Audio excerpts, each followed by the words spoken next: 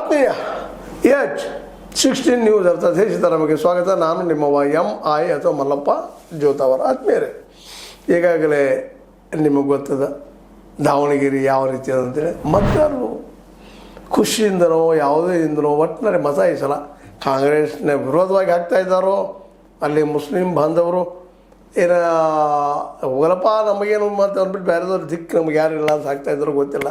ಒಳ್ಳೆಯದೇನು ನಡೆದದ, ಜೋರ್ದಾರ್ ನಡೆದದ voting ಅಲ್ಲಿಯೂ ಸಹಿತ. ಅದು ವಿಶೇಷವಾಗಿ ಶಾಮನೂರು ಶಿವಶಂಕರಪ್ಪನವರ ನಿಧನರಾದ ಮೇಲೆ ಖಾಲಿ ಆದಂಥದ್ದು.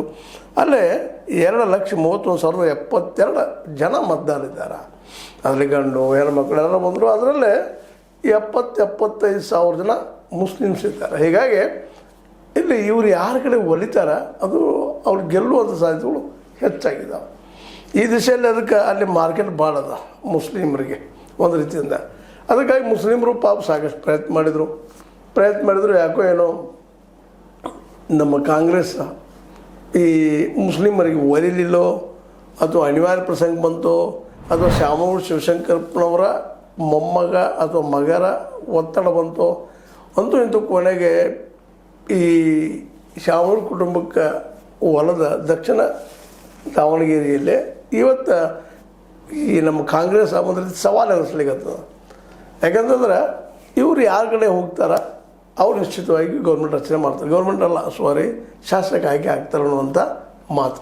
ಯಾಕಂದ್ರೆ ಮ್ಯಾಕ್ಸಿಮಮ್ ಅವ್ರು ಇರೋದ್ರಿಂದ ಅವರು ಈ ಸಲ ಲಾಸ್ಟ್ ಟೈಮ್ ಎಲೆಕ್ಷನ್ದಾಗ ಸ್ವತಃ ನಮ್ಮ ಶಾಮನೂರವರು ಶಿವಶಂಕರಪ್ಪನವ್ರು ಹೇಳಿದ್ರಂತ, ಇಲ್ಲ ನೆಕ್ಸ್ಟ್ ನೀವು ನಿಲ್ಲರಪ್ಪ ಅಂತೇಳಿ.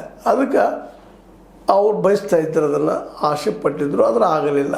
ಅದು ಇವತ್ತು ಪರೀಕ್ಷಾ ಕಾಲ. ಮತದಾರಂತೂ ಜಬರ್ದಸ್ತಾಗಿ ಮತ ಹಾಕೋದಕ್ಕೆ ಹೋಗ್ತಾ ಇದ್ದಾರೆ. ಯಾರಿಗೆ ಹಾಕ್ತಾ ಇದ್ದಾರೆ ಮಾತ್ರ ನಿಮಗೆ ಗೊತ್ತದ, ಗುಟ್ಟುಗಳನ್ನು ಸುಲಭ ಬಿಟ್ಟು ಕೊಡೋದಿಲ್ಲ ಅಂತೇಳಿ.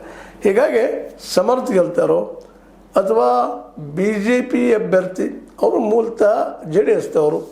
ಹೀಗಾಗಿ ಇಲ್ಲೇ ಒಂದು ರೀತಿಯಿಂದ ಯಡಿಯೂರಪ್ಪನವ್ರಿಗೆ ಒಂದು ಥರ್ಡ್ ಕೊಟ್ಟು ಪೊಸಿಟಿವ್ ಸೇರಿಸಿ JDS ಈ ವ್ಯಕ್ತಿಯನ್ನು ನಮ್ಮ HD ಕುಮಾರಸ್ವಾಮಿಗಳು ಏನೋ ಪ್ರಭಾವ ಮಾಡಿ ತಂದು ನಿಲ್ಲಿಸಿದ್ದಾರೆ. ಅವರು ಈ ST ಸಮುದಾಯಕ್ಕೆ ಸೇರಿದಂಥವ್ರು ಇದ್ದಾರೆ. ಹೀಗಾಗಿ ಈ ಒಂದು ಹೊಸ ರೀತಿಯ ಒಂದು ಕಾಂಬಿನೇಷನ್ ಮಾಡಿದ್ದಾರೆ, OBC ಕಾಂಬಿನೇಷನ್ ಮಾಡಿ ಈ ಸಲ BJP ನಮ್ಮ ಶ್ರೀನಿವಾಸ್ ದಾಸ್ ಕರಿಯಪ್ಪ ಅವ್ರಿಗೆ ಕೊಟ್ಟಿದ್ದಾರೆ ಟಿಕೆಟ. ಅದು ಸಹಿತ ಇವತ್ತು ಪರೀಕ್ಷಾ ಕಾಲ ಆಗ್ಯದ. ಯಾಕೆಂದ್ರೆ BJP ಅಲ್ಲಿ ಗೆದ್ದಿದ್ದೇ ಇಲ್ಲ. ಅಷ್ಟು ಪ್ರಭಾವಿ ಆದಂಥ ಹಿಡಿತವನ್ನು ನಮ್ಮ ಶಾಮನೂರು ಶಿವಶಂಕರಪ್ಪನವರು ಪಡೆದಂಥದ್ದು. ಹೀಗಾಗಿ ಈ ಒಂದು ಹಿನ್ನೆಲೆಯಲ್ಲ ಅಲ್ಲಿ ಜೋರಾಗಿ ಮತ್ತು ಈ ಕಳೆದ ರಾತ್ರಿ ಆಗಿರ್ಬೋದು, ಅದ್ರ ಹಿಂದಿನ ರಾತ್ರಿ ಆಗಿರ್ಬೋದು, ಜಬರ್ದಸ್ತಾಗಿ ಪ್ರಚಾರಗಳಾಗಿದ್ದಾವೆ. ಮತ್ತು ಇನ್ನಂತೆ ಎರಡು ಕಡೆ ದಾವಣಗೆರೆ ಇರ್ಬೋದು, ಬಾಗಲಕೋಟೆ ಇರ್ಬೋದು, ಈಗಂತ ಎಲ್ಲ ರಾಷ್ಟ್ರೀಯ ಪಕ್ಷಗಳು ಎಲ್ಲೆಲ್ಲಿ ನಾವು ಸೋಲ್ತೀವಿ ಅಂತ ಅನಿಸ್ತದನೋ ಅಲ್ಲೆಲ್ಲ ಸ್ವಲ್ಪ ದುಡ್ಡು ಹಂಚೋದು ನಡ್ಕೊಂಡ್ಬಂದು ಕಾಯ್ಕದ. ಅದಕ್ಕೆ ಯಾರೂ ಏನಪ್ಪ ಅದು ಈ ಒಂದು ಆರೋಪಕ್ಕೆ ಅಪವಾದ ಇಲ್ಲೇ ಇಲ್ಲ. ಅವ್ರು ಮಾಡ್ಬೋದು, ಒಬ್ಬರ ಮೇಲೆ ಒಬ್ಬರು ಆರೋಪ ಮಾಡ್ತಾರೆ, ನೀವು ಮಾಡಿದ್ರಿ ಅಂತೇಳಿ. ಅವ್ರು ಸಿಗೋದಿಲ್ಲ. ಮತ್ತು ಅಧಿಕಾರಿಗಳಿಗೆ ಪಾಪ ಎತ್ತೊಲಿಬೇಕ್ರಿ. ಈ ಆಡಳಿತ ಪಕ್ಷದ ಪರ ಹೇಳಬೇಕು, ಇಲ್ಲ ವಿರೋಧ ಪಕ್ಷದ ಪರ ಹೇಳಬೇಕು. ನಾಳೆ ವಿರೋಧ ಪಕ್ಷ ಗೆದ್ದು ನಮ್ಮ ಪರಿಸ್ಥಿತಿ ಏನಂತ ಅವ್ರು. ಹೀಗಾಗಿ ಒಂದು ರೀತಿಯಿಂದ ನಮ್ಮ ಚುನಾವಣೆಗಳು ಸಹಿತ ಏನಪ್ಪ ಅಂತಂದ್ರೆ, ಹೌದು ಚುನಾವಣಾ ಆಯೋಗ ಯಾರು ಈಗ ನೋಡ್ರಿ, ಈ ಸಂದರ್ಭದಲ್ಲೇ ಚುನಾವಣಾ ಆಯೋಗ ಯಾರಪ್ಪ ಅಂದರೆ ಅಲ್ಲಿ IAS KS ಅಧಿಕಾರಿಗಳನ್ನು ತಹಸೀಲ್ದಾರೋ ಮತ್ತಾರೋ ಅದ್ರ ಕೆಳಗಿನವರು ಸಹಿತ ಇಲ್ಲೇ ಅಧಿಕಾರಿಗಳನ್ನ ಅವರು. ಹೀಗಾಗಿ ಅಧಿಕಾರದಲ್ಲಿದ್ದಂಥವರು ಸಹಜವಾಗಿನ ರಾಜಕಾರಣಿಗಳ ಮುಂದೆ ಬೆಂಡ್ ಆಗ್ತಾರೆ, ಬಗ್ತಾರೆ ಅನ್ನುವಂಥದ್ದು ಸಾಮಾನ್ಯವಾದ ವಿಷಯ. ಈ ನೆಲೆಗಟ್ಟಿನಲ್ಲ ಇವತ್ತು ಈ ದಾವಣಗೆರೆಯಲ್ಲಿ ಮತದಾನ ಅಂತ ಜೋರು ನಡೆದದ. ಮತ ತಮ್ಮ ಮನಸ್ಸಿಗೆ ಅದರಲ್ಲೂ ವಿಶೇಷವಾಗಿ ಮುಸ್ಲಿಮ್ಗಳು ಒಗ್ಗಟ್ಟು ಭಾಳ ಇರ್ತದೆ. ಅವರಿಂದ ಹೆಚ್ಚು ಎಲ್ಲರೂ ಮತದಾನ ಮಾಡುವಂಥ ಒಂದು ಪ್ರವೃತ್ತಿಯನ್ನು ಬೆಳೆಸ್ಕೊಂಡ್ಬಿಟ್ಟಿದ್ದಾರೆ. ಅದರಿಂದ ಇನ್ನುಳಿದ ಸಮುದಾಯದಲ್ಲಿ ಇದು ಕಾಣುವುದಿಲ್ಲ. ನಾವು ಅದನ್ನು ಸ್ವಲ್ಪ ಅದರಲ್ಲೂ ಹೈಯರ್ ಕ್ಲಾಸ್ ಮಂದಿ ಅಂತ ಹೆಚ್ಚಿಗೆ ಏನಪ್ಪ ಅಂದ್ರೆ ಓಟ್ ಹಾಕೋಕೆ ಹೋಗೋದಿಲ್ಲ, ಅಂದರೂ ಅಡ್ಡಿ ಇಲ್ಲ. ಹೀಗಾಗಿ ಶಾಮನೂರು ಅವ್ರಿಗೆ ಮಾತ್ರ ಈ ಸಲ ಕಬ್ಬಿಣದ ಕಡಲೆ ಆಗುವ ಸಾಧ್ಯತೆಗಳಿದ್ದಾವೆ.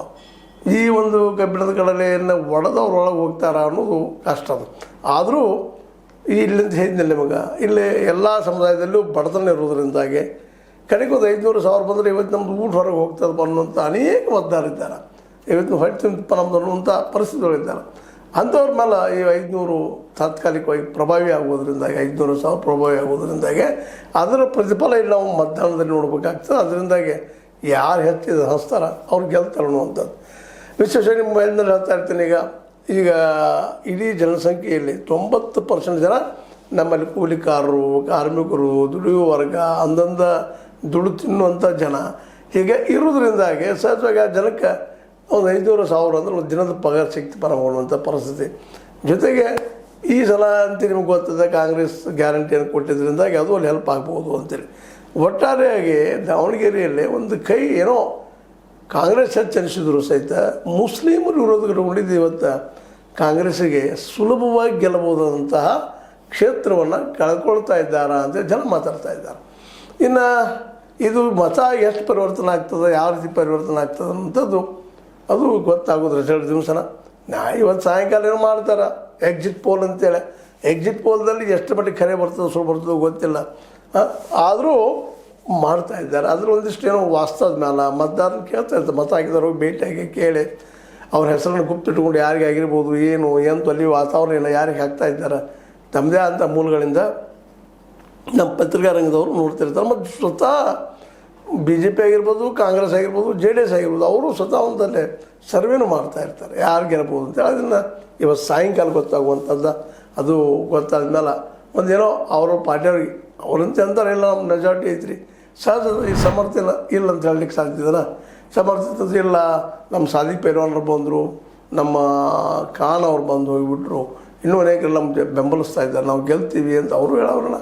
ಮತ್ತು ಅದೇ ಕಾಲಕ್ಕೆ ನಮ್ಮ BJPಯ ಶ್ರೀನಿವಾಸ್ ಅವರು ನಾವು ಗೆಲ್ತೀವಿ ರೀ ಅನ್ನುವಂಥ ಮಾತು ಮಾತಾಡೋರ. ಪಕ್ಷ ಸರ್ವೆಗಳಂದ್ರೆ ಏನು ರೀ, ತಮ್ಮ ಪರ ತಮ್ಮ ಮೂಗಿ ನೇರಕ್ಕೆ ವಿಚಾರ ಹೇಳುವಂಥ ಒಂದು ಸ್ಟೇಟ್ಮೆಂಟ್ಸ್ಗಳು ಅಷ್ಟೇ. ಹೀಗಾಗಿ ಇವತ್ತೇನು ಈ ಮತವನ್ನು ದಾನ ಮಾಡ್ತಾ ಇದ್ದಾರೆ ಅವರು ಒಟ್ಟು ಅಭಿಪ್ರಾಯ ಸಾಯಂಕಾಲ ತಿಳಿಯುವಂಥದ್ದು. ಮತ್ತು ಈ ಎಕ್ಸಿಟ್ ಪೋಲ ಎಷ್ಟರ ಮಟ್ಟಿಗೆ ಸತ್ಯ ಅನ್ನುವಂಥದ್ದು ಮಾತ್ರ ಈಗಲೇ ಹೇಳಲಿಕ್ಕೆ ಸಾಧ್ಯ ಇಲ್ಲ. ಆದರೂ ಈ ಒಂದು ಸಂದರ್ಭದಲ್ಲೇ ಮನುಷ್ಯನ ಕುತೂಹಲ ಯಾರು ಗೆಲ್ಲಬೋದು, ಯಾರು ಹೋಗ್ಬೋದು, ಮಾಡ್ಬೋದು, ಅವ್ರು ಚರ್ಚೆ ಅಂತ ಸ್ಟಾರ್ಟ್ ಆಗೇ ಆಗ್ತದೆ. ಮುಂದಿನ 4ನೇ ಮೇ 4 ತನಕ ಇದು ಇರೋದನ್ನ ದಿನನಿತ್ಯ ಯಾರಾಗಿದ್ದಾರೆ ಏನಿಲ್ಲ ಅಂತೇಳಿ. ಬಟ್ ಇಲ್ಲೇ ಸಾದಿಕ್ ಪೈಲ್ವಾನರಾಗಿರ್ಬೋದು, ಇನ್ನುಳಿದವರಾಗಿರ್ಬೋದು, ಇವರು ಸಹ ಪ್ರಯತ್ನ ನಡೆಸಿದ್ದಾರೆ. SLDP ಪಕ್ಷ ಪ್ರಯತ್ನ ಮಾಡ್ಲಿಕ್ಕತ್ತದ. ಅವ್ರು ಗೆಲ್ತಾರೆ ಇಲ್ಲೋ ಗೊತ್ತಿಲ್ಲ. ಬಟ್ ಮೇನಪ್ಪ ಅಂದರೆ ಇಲ್ಲಿರುವಂಥದ್ದು BJP ಮತ್ತು ಕಾಂಗ್ರೆಸ್ ಮಧ್ಯದಲ್ಲೇ ತಿಕ್ಕಾಡ ಜೋರದ. ಅದರಲ್ಲೂ ಸಮರ್ಥ ಒಂದು ಕೌಟುಂಬಿಕವಾಗಿ ಹಿಡಿತ ಒಂದು ಸದಸ್ಯರು ದಾವಣಗೆರೆ ಮೇಲೆ ಅವರು ಗೆಲ್ಲಬಹುದಾ ಅನ್ನುವಂಥ ಒಂದು ಪ್ರಶ್ನೆ ಇವತ್ತು ಮೂಡಿಸಿದವರು ಅಲ್ಲೇ ಮುಸಲ್ಮಾನರು. ಯಾಕಂದರೆ ಮುಸ್ಲಿಮ್ರು ಒಗ್ಗಟ್ಟಾಗಿ ಅವ್ರ ವಿರೋಧವಾಗಿ ಮತ ಚಲಾಯಿಸಿದ್ರೆ, BJP ಪರವಾಗಿ ಮತ ಚಲಾಯಿಸಿದ್ರೆ ಗೆಲುವಂತೆ ಶತಸಿದ್ಧ. ಆದರೆ ಇವರು ಮುಸ್ಲಿಮ್ಸು ಹಳಿ ಗಂಡನ ಪಾದಗತಿ ಅಂತೇಳಿ ಮತವನ್ನು ಈ ಶಾಮನೂರು ಶಿವಶಂಕರಪ್ಪನವ್ರಿಗೆ ಹಾಕಿದರೆ ಅಥವಾ ಕಾಂಗ್ರೆಸ್ ಹಾಕಿದರೆ ಅದು ಚೇಂಜ್ ಆಗುವಂಥ ಸಾಧ್ಯತೆಗಳಿದ್ದಾವೆ. ಏನೋ ಆಗಲಿ ಒಟ್ಟಿನಲ್ಲೇ ಈ ಉಪಚುನಾವಣೆಗಳೆರಡೂ ಎಷ್ಟರ ಮಟ್ಟಿಗೆ ಪ್ರಭಾವಿ ಆಗ್ತವೆ ಮುಂದಿನ ದಿನದಲ್ಲಿ ಅಂತ ಹೇಳದೇ ಹೋದ್ರೂ ಸಹಿತ ಇದೊಂದು ಇವತ್ತು ಎರಡೂ ಪಕ್ಷಗಳಿಗೆ ಒಂದು ಪರೀಕ್ಷಾ ಕಾಲ. ಇದ್ರಲ್ಲಿ ಯಾರು ಗೆದ್ದರೂ ಅವ್ರಿಗೆ ಮುಂದಿನ ದಿನದಲ್ಲಿ ಬೆನಿಫಿಟ್ ಆಗೋದು ಭಾಳ ಸಾಧ್ಯತೆಗಳಿದ್ದಾವೆ ಅಂತ ಹೇಳ್ತಾ ಈ ಒಂದು ದಾವಣಗೆರೆಯ ಈ ಮಿನಿ ವಿಧಾನಸಭಾ ಯುದ್ಧ ಇವತ್ತು ಸಾಯಂಕಾಲ ಮುಗೀತದ. ಗೆಲ್ತಾರೆ ಯಾರೋ ಸೋಲ್ತಾರೆ ಅನ್ನೋದು ಗೊತ್ತಾಗೋದು ಮೇ 4ಕ್ಕೆ. ಈಗ ಒಟ್ಟಿನಲ್ಲೇ ಎರಡೂ ಪಕ್ಷ ನಡಕ್ಕೆ ಅಲ್ಲೇ ಒಂದೇನಪ್ಪ ಅಂದ್ರೆ ಮತದಾನದ ತಿಕ್ಕಾಟ ನಡೆದ. ಆ ದಿಶೆಯಲ್ಲಿ ಯಾರು ಗೆದ್ರೂ ನಮ್ಮಂಥವ್ರು ಏನು ಮಾಡ್ಲಿಕ್ಕೆ ಸಾಧ್ಯ ಇಲ್ಲ. ಆಯ್ತು ಒಳ್ಳೇದಾಯ್ತು ಅಂತ ಹೇಳುವಂಥದ್ದು ಅಷ್ಟೇ. ಆದ್ರೆ ಇಲ್ಲೇ ಏನಪ್ಪ ಅಂತಂದ್ರೆ ಸಮರ್ಥ ಗೆಲ್ತಾರೆ ಅನ್ನುವಂಥದ್ದು ಕಾಂಗ್ರೆಸ್ಸಿಗಿರೋದು, ಇಲ್ಲ BJP ಇರೋದು ಏನಪ್ಪ ಅಂತಂದ್ರೆ ನಮ್ಮ ಶ್ರೀನಿವಾಸ್ ಗೆಲ್ತಾರೆ ಅನ್ನುವಂಥದ್ದು. ಯಾರು ಗೆಲ್ತಾರೆ ನೋಡೋಣ ಅಂತ ಹೇಳ್ತಾ ಇದು ನಿಮ್ಮ ಲೈಕ್ ಆಗಿರ್ಬೋದು. ಲೈಕ್ ಮಾಡಿ, ಶೇರ್ ಮಾಡಿ, ಕಾಮೆಂಟ್ ಮಾಡಿ, ಜೊತೆ ಸಬ್ಸ್ಕ್ರೈಬ್ ಮಾಡಿರಿ. H16 ನ್ಯೂಸ್ ಅರ್ಥ ದೇಶ ತರಬೇತಿ ಸತ್ಯ ಕೈಗೊಂಡು ವಂದನೆಗಳು.